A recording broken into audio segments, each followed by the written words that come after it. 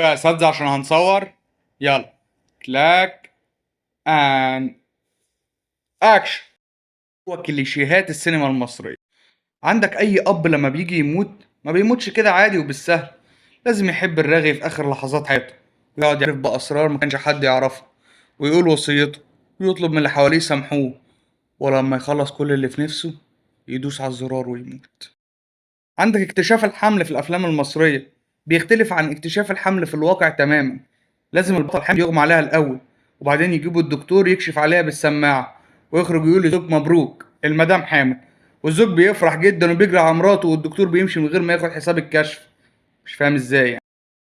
عندك الزوج لما بيكون نايم ومراته تقعد تتدلع عليه وتحاول تصحيه وما يصحاش، فهي تقلق وتقوم رافعه ايده لفوق وتسيبها، تروح ايده واقعه، تقوم هي راقعة بالصوت تكتشف إنه مات. معروفة طبعا، لو رفعت إيد أي واحد نايم يفضل مرفوعة لحد ما يصحى وينزلها بنفسه. عندك الموظف الشريف اللي بيجيله حد يعرض عليه رشوة بمبلغ كبير وبيرفضها بكل شرف وأمانة، وأول ما يروح البيت يكتشف إن في حد من أسرته محتاج عملية فورا، وبالصدفة البحتة بتطلع فلوس العملية نفس فلوس مبلغ الرشوة. طبعا لو عرفت في أول الفيلم البطل أبوه مات مقتول، وبعدين قابل بنته وهو بيتمشى في السوق وأعجب بيها، لازم تطلع بنت الراجل اللي قتل أبوه. مش عارف ليه، طب ما السوق مليان يعني. اي راجل بيخون مراته في السينما المصريه لازم ربنا يهديه في اخر الفيلم ان شاء الله ويعرف قيمتها ويحترم نفسه. انما اي ست بتخون جوزها عبره لمن يعتبر. لو في حد عنده مشاكل وحوارات وربنا سترها معاه طول الفيلم لحد ما يلبس قميص ابيض او جلابيه بيضه، تاكد انه هيقتل في المشهد ده. اي مطارده بالعربيات في اتنين هيضلوا مش اي علاقه بالموضوع. الراجل اللي سايق عربيته في امان الله يجي البطل يشده من العربيه وياخدها ويجري، تحسوا ان احنا في جي تي ايه.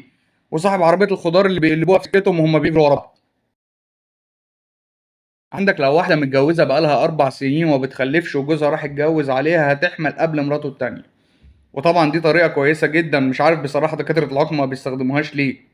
ولو في صورة حد من أفراد الأسرة محطوطة في برواز ومتعلقة على الحيطة والبرواز وقع، يبقى صاحب الصورة البقاء لله، مع إنه ممكن يكون الحبل اتقطع عادي يعني. عندك بطلة الفيلم في أول ليها لازم تظهر سلو موشن والهوا يطير شعرها، وبعدين تقابل البطل لأول مرة ويستغلسوا بعض ويتخانقوا مع بعض ويشتموا في بعض بالخالة، وبعدين يحبوا بعض في. لو الفيلم فيه توأم يبقى واحد منهم نضيف ومحترم وأطيب من الفنان بهاء سلطان، والتاني مجرم وصايع، وبرضه دي ظاهرة علم الجينات واقف قدامها كتير.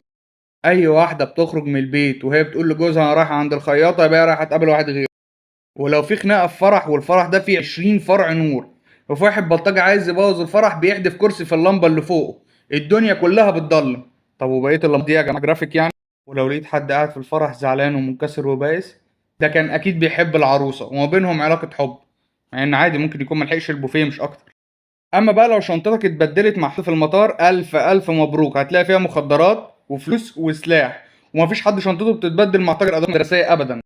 اي اسره عندها طالب في الجامعه ده يا عين امه ما بيلحقش الفطار ميعاده ابدا، وياخد حته جبنه رومي على الطاير كده وبيقول له ما تقعد يا ابني تفطر زي الناس، يقول له معلش يا بابا عندي اول محاضره، يخرج وابوه وامه يبصوا لبعض كده ويقعدوا يدعوا له.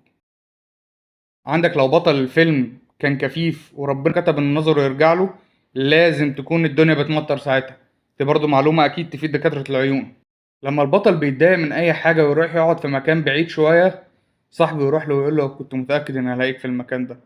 طب ما تروح مكان تاني تكتئب فيه ما دام المكان ده مهروش يعني. لما البطل حبيبته بتسيبه او امه بتاعي او الفرقة اللي بيشجعها بتخسر، بيقف في البلكونة ويشرب سيجارة ويبص في الفراغ ويسرح على صوت الفنان مدحت صالح تقريبا. ودي كانت بعض كليشيهات السينما المصرية.